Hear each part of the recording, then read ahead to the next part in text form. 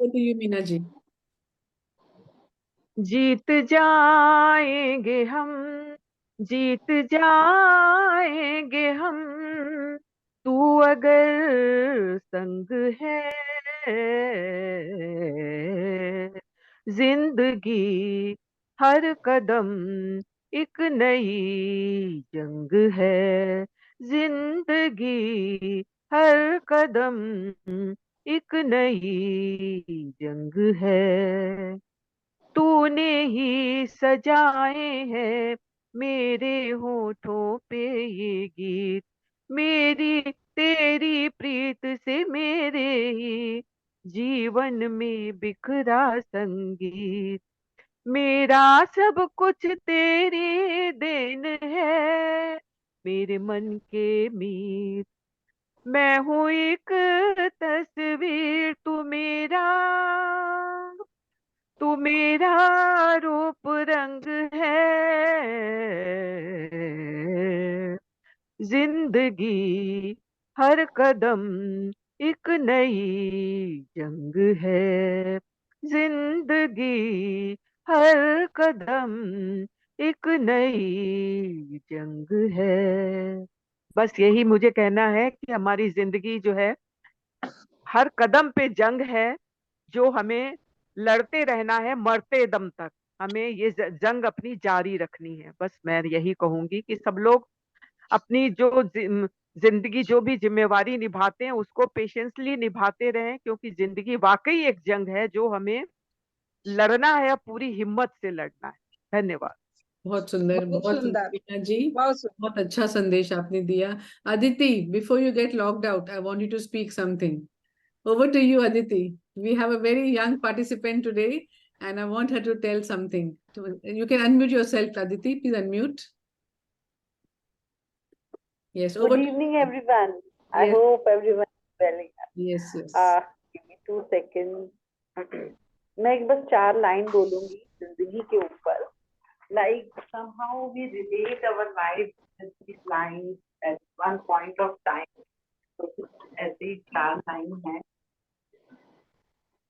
काश जिंदगी सचमुच किताब होती. काश जिंदगी सचमुच किताब होती.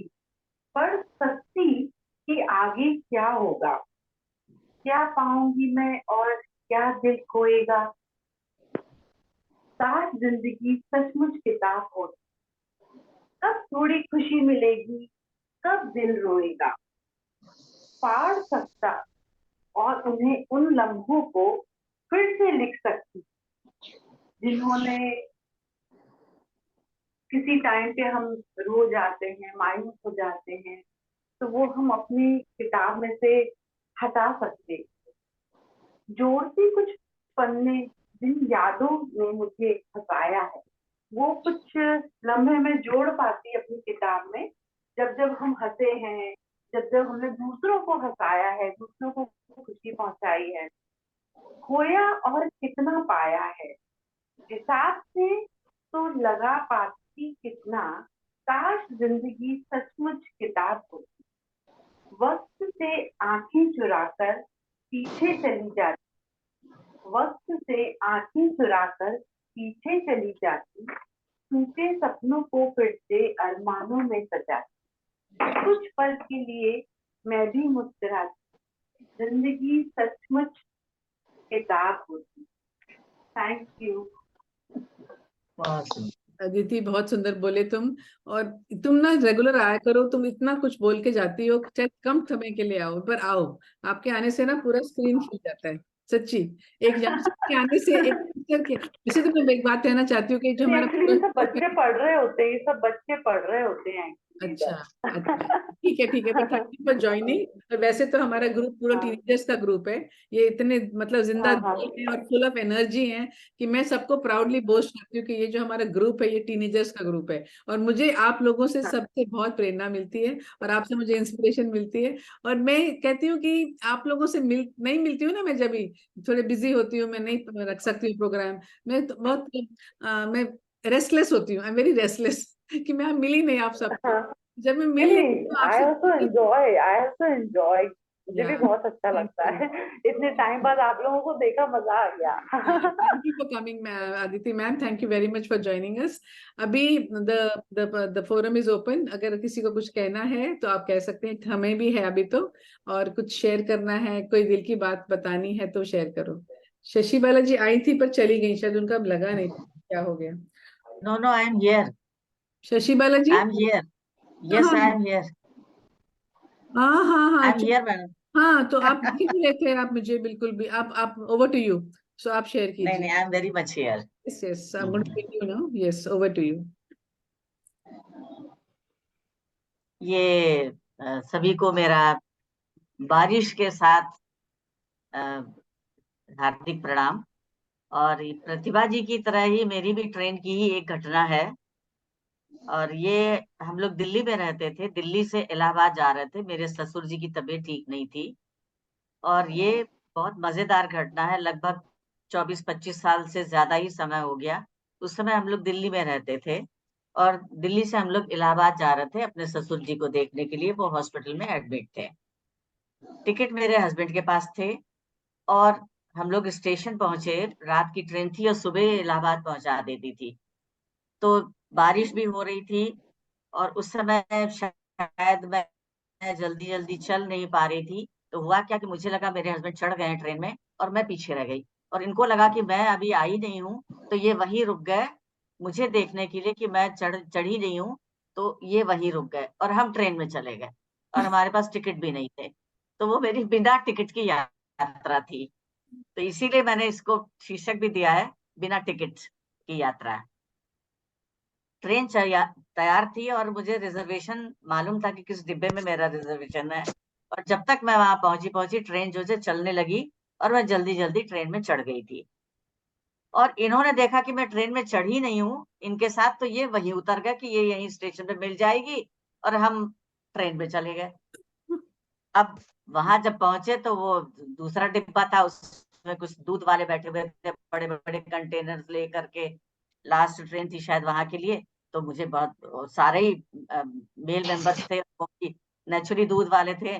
तो मुझे बड़ा अजीब सा लगा, मैंने कहा यार ये तो बड़ा मुश्किल है, ये कहाँ आ गई मैं। उसके बाद लेकिन पहले कनेक्टिविटी होती थी एक दूसरे से ट्रेन से, लेकिन उसमें वो भी नहीं था।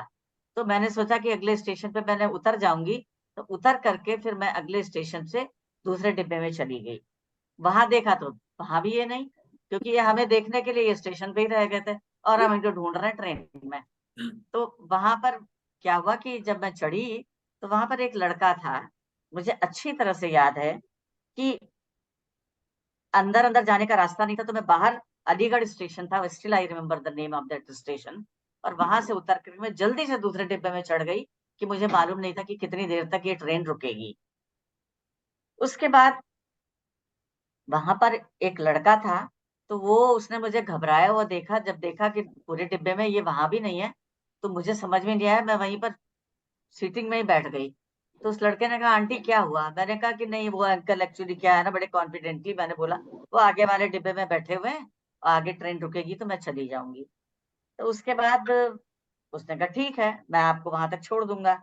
उसके बाद वो जवान लड़का, अच्छी नींद आई, वो सो गया। उसका हम आगे गए तो वहां तो वो ये थे ही नहीं। उसके बाद आपको विश्वास नहीं होगा, अभी भी दुनिया में बहुत से अच्छे लोग हैं जिनकी वजह से ये दुनिया जो है टिकी हुई है। तो वहां पर क्या था कि मैंने सोचा कि मैं वहां पर उतर जाऊंगी किसी भी स्टेशन पे, और वहां से स्टेशन से अपने जेठ जी को फोन कर दूंगी। फोन नंबर मेरे पास था, डायरी थी, पहले ही मोबाइल फोन नहीं होते थे। और मैं वहां कि अपने जेठ जी को फोन कर दूंगी स्टेशन मास्टर के पास जाकर के। और सबसे बड़ी बात थी कि मैंने सोचा मैं सच सच बता दूंगी कि मेरे साथ ये हुआ है, टिकट मेरे हस्बैंड के पास है, वो मुझे दिखे नहीं है।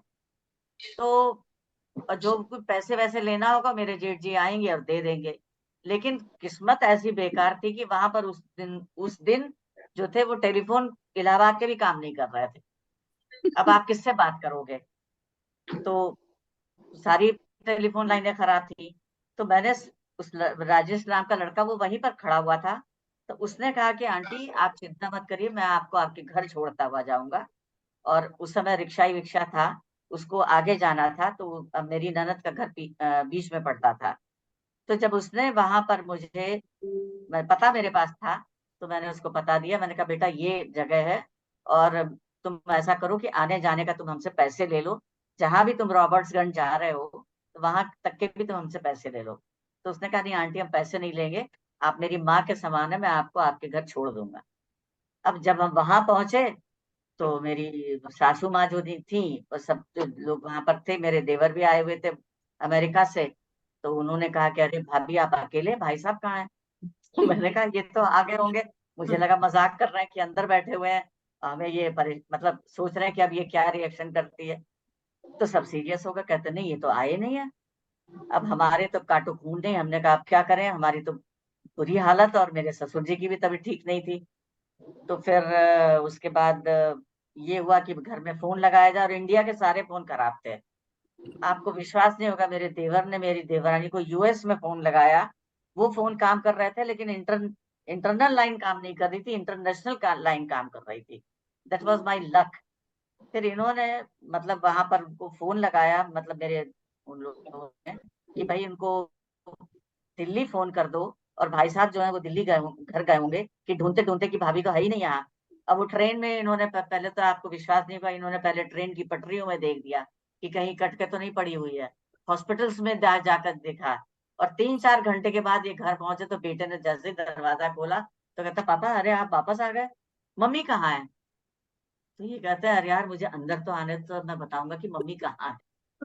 उसके बाद बहुत देर तक इन्होंने बताया, तो कहता है मम्मी को छोड़ के कैसे आ गए? वो कहता मैं वैसे ही परेशान हूँ, तुम मुझे और परेशान कर रहे हो। तो खैर उसके बाद जैसे ही वहां पर मेरे भैया ने यूएस से फोन आया उनका हैप्पी न्यू ईयर के लिए, तो मेरे जेठ जी ने कहा हैप्पी न्यू ईयर बाद में करो, एक काम करो हमारे फोन काम नहीं कर रहे हैं, तुम दिल्ली फोन करो और भाई साहब को बता दो कि भाभी यहाँ सकुशल पहुंच गई है। फिर इन्होंने वहां पर उनको फोन किया, और ये तो भी घर में थे। तो कभी कभी लाइफ में ऐसी चीजें होती हैं, पर मैं उस बच्चे को अभी भी धन्यवाद देती हूँ। जहां भी वो होगा, वो मेरे साथ घर तक आया, उसने वहां छोड़ा, और उसने कहा कि आंटी आप बिल्कुल चिंता मत करिए। तो दुनिया अच्छे लोगों के साथ ही अभी भी टिकी हुई है। अभी बिल्कुल। खराब लोग कम हैं, लेकिन अच्छे लोग अभी भी बहुत हैं। और मैं उस बच्चे के लिए आज भी प्रार्थना करती हूँ कि वो जहां भी हो, स्वस्थ हो, मस्त रहे, खुश रहे। मेरी पूरी पूरी दुआएं उस बच्चे के साथ हैं। राजेश उसका नाम था, मुझे आज भी उसका नाम याद है। तो जीवन में अच्छे लोग मिलते हैं, दुनिया अच्छे लोगों से ही टिकी हुई है, और मैं बिल्कुल। उस घटना को अपने जीवन में कभी भी नहीं भूल पाती हूँ। बढ़िया। बच्चों को मैंने जब ये बताया तो कहते हैं हाँ मम्मी, आपने ये जो बताया, जो राजेश भैया ने किया है, वो हम लोग भी हमेशा दूसरों की मदद करेंगे। क्या बात है। तो ये मेरी लाइफ में बहुत बड़ा यस। घटना हुई, जो कि सुखद रही, दुखद होते होते सुखद रही।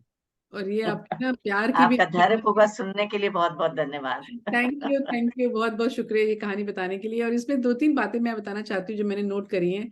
एक तो इनका प्यार बहुत है दोनों में, कि भाई वो तो चढ़े ही नहीं, ये तो मैडम चढ़ गई अपना तो ये जो हिम्मत है ना शशि बालाजी में, ये वो सामने नजर आती है। दूसरी ईश्वर बात, ने दी मुझे, और मुझे अंदर से बिल्कुल घबराहट हो रही थी, पर मैंने बिल्कुल घबराहट दिखाई नहीं। टिकट को भी मैं बताऊं अलका जी, टिकट को मैंने कभी भी अपने ये ब्लाउज में नहीं रखा था।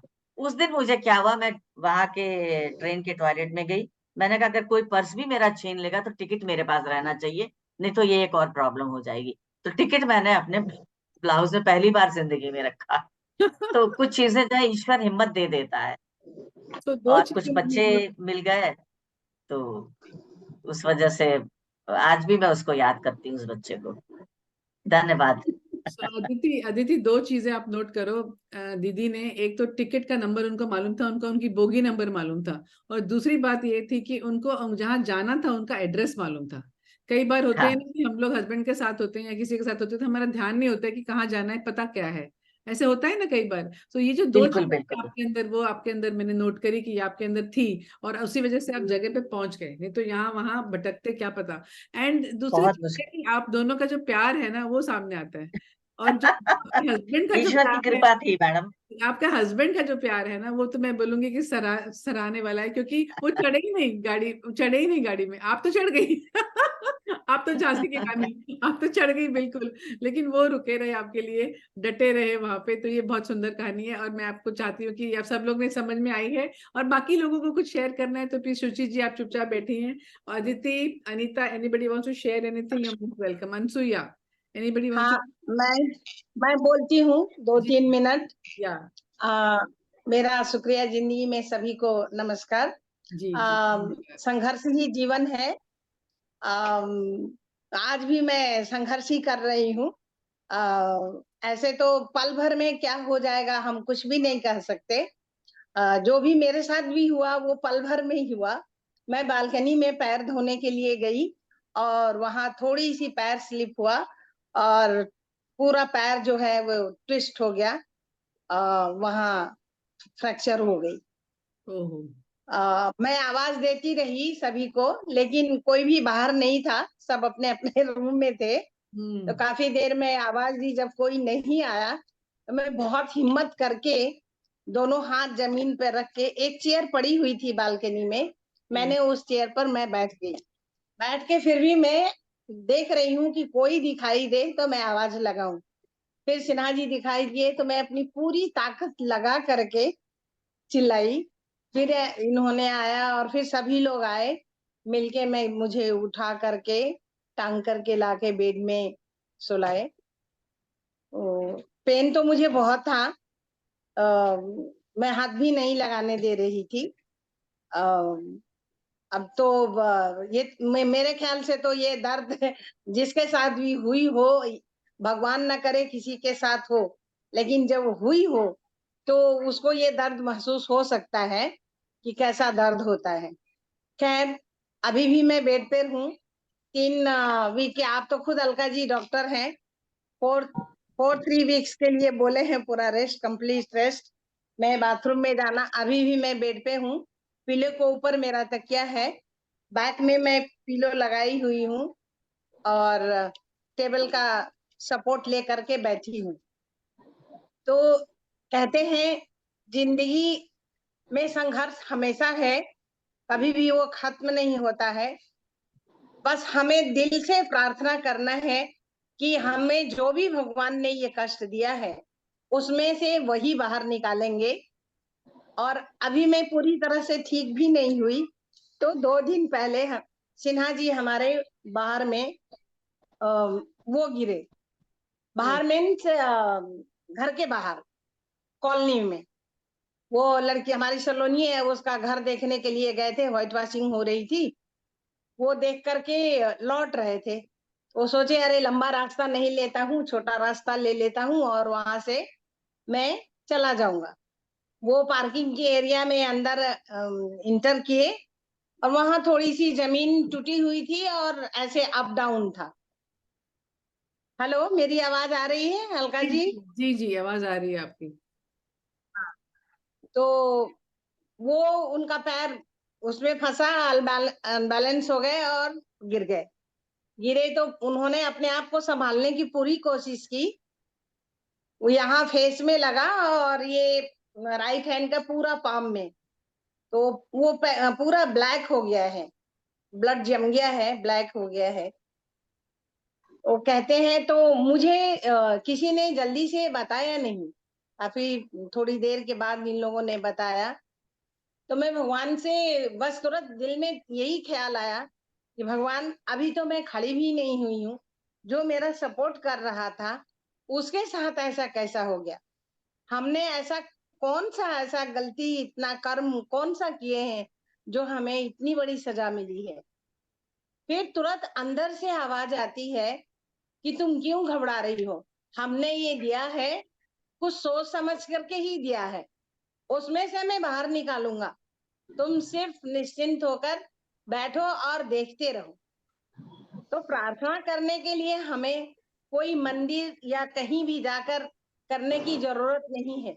हम जहाँ प्रार्थना करते हैं भगवान वहीं होते हैं और हर वक्त हमारा साथ देते हैं। ऐसे जैसे अभी शशि बालाजी ने, प्रतिभा दी ने जो घटना बताई, वो घटना मेरे साथ भी हुई है।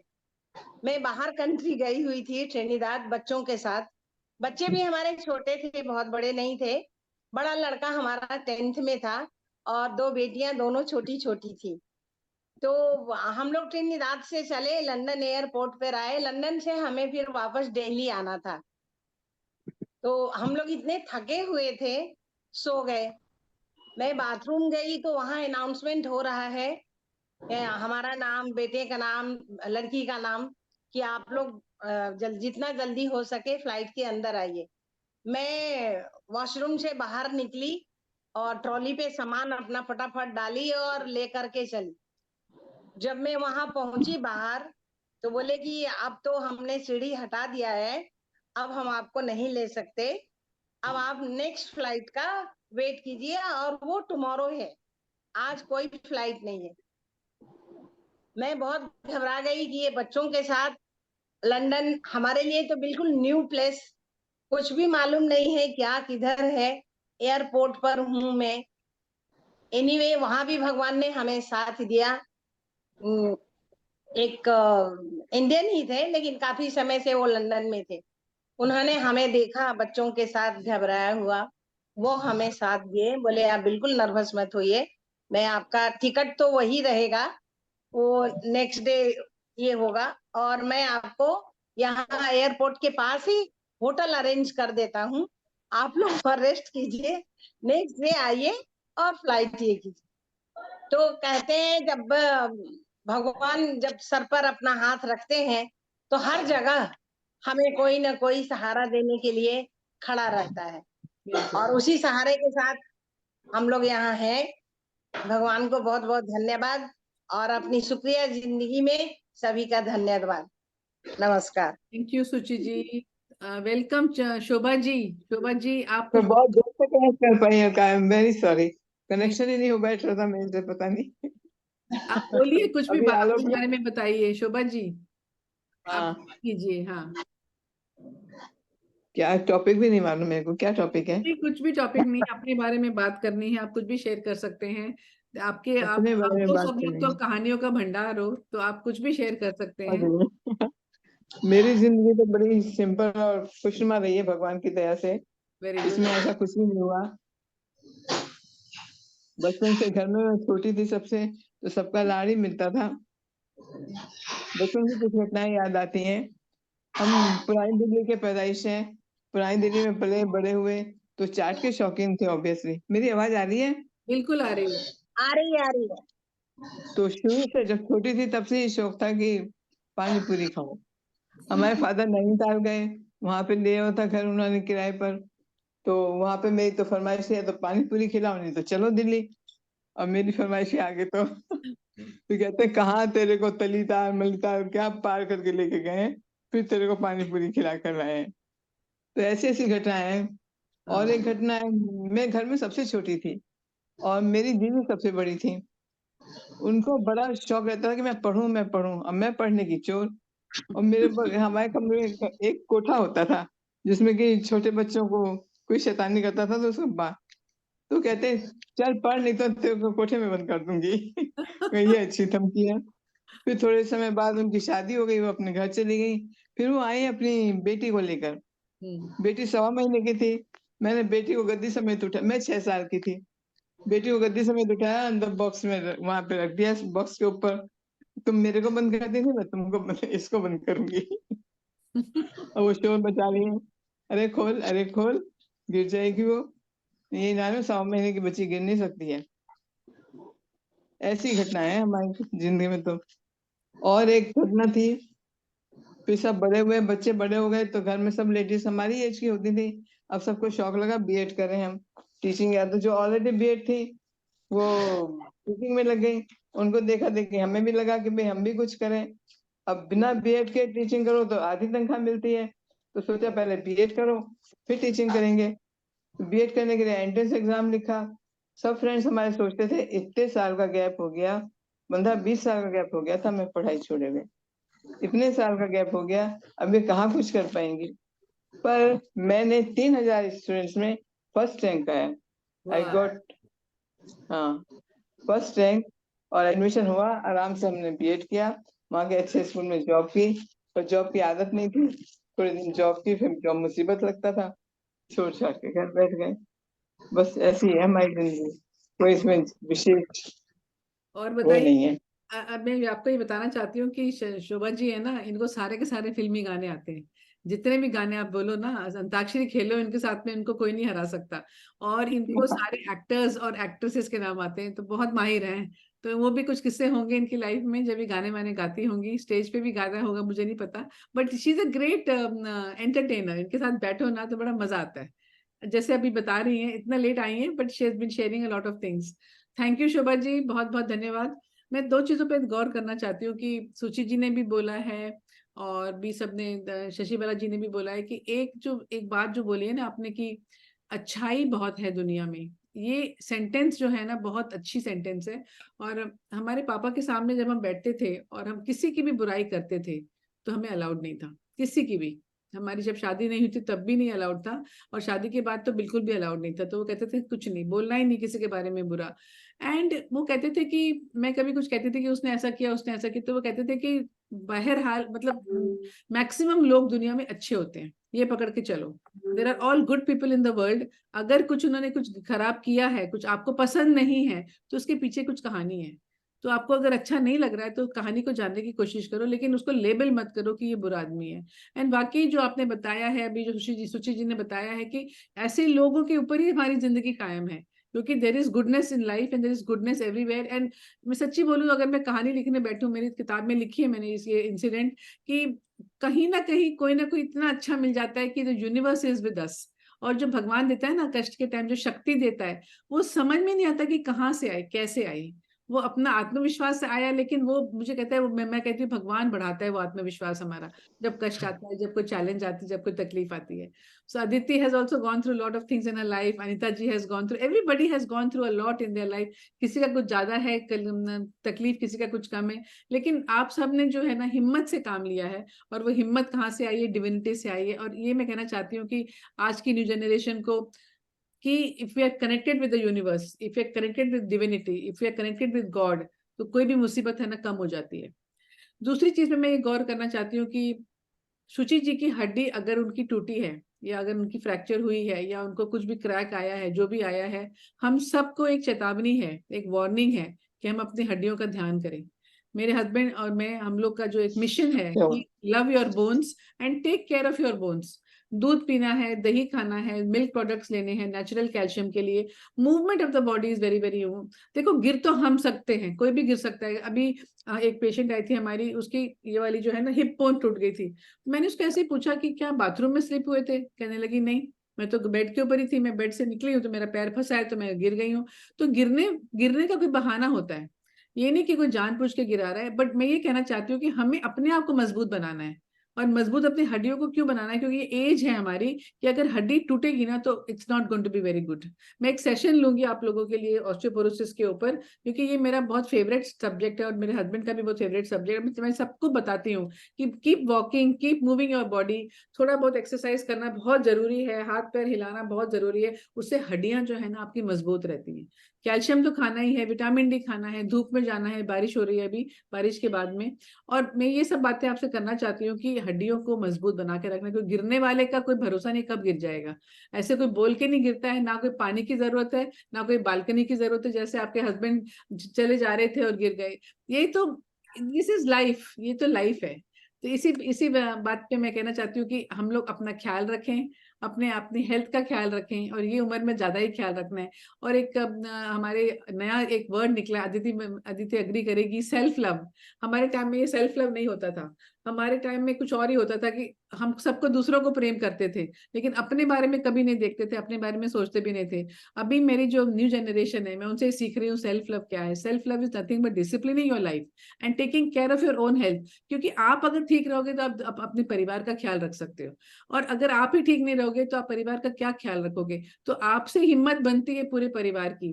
तो मैं ये चाहती हूँ कि हम एज टीनेजर्स, मैं आपको सबको टीनेजर्स इसलिए बुलाती हूँ क्योंकि आपके अंदर इतनी एनर्जी, इतनी एंथुजियाज्म है कि मुझे भी वो एनर्जी आ जाती है। आपसे मिलके मुझे बहुत अच्छा लगता है और मैं कहती हूँ कि हमारी जो है ना एनर्जी दुगनी तिगनी हो जाती है। सो थैंक यू फॉर जुड़ना, हमारे साथ में जुड़े रहिए और हम मिलते रहेंगे। अभी मैं इंटरव्यू का बताती हूँ कैसे करती हूँ। मैं बड़े दिनों से मेरी एक ख्वाहिश थी कि सब लोगों से इंटरव्यू लूँ, आपकी जिंदगी के बारे में मैं जानूं और सबके सामने में रखूं।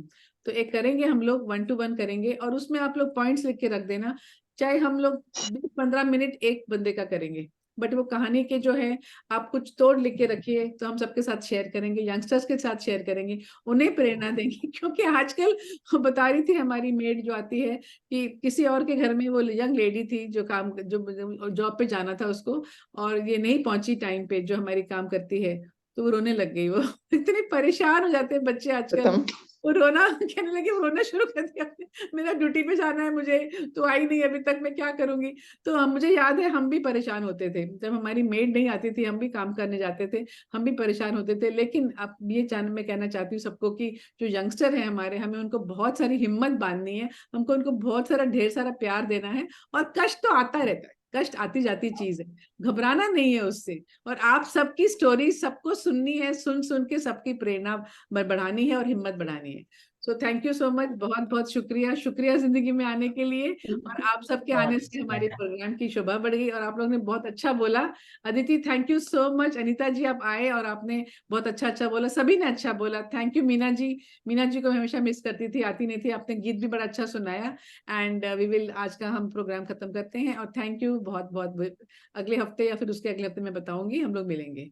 Thank you very much. Thank you so much. Thank you Thank you. Alka ji, encouragement thank के यू लिए बहुत एवरीवन। बहुत बहुत धन्यवाद। मजा Thank you आया, so much. बहुत ही मजा आया। थैंक यू, नमस्कार सबको, नमस्कार Thank सबको, you. नमस्कार। मेरा बहुत अच्छा समय कटा।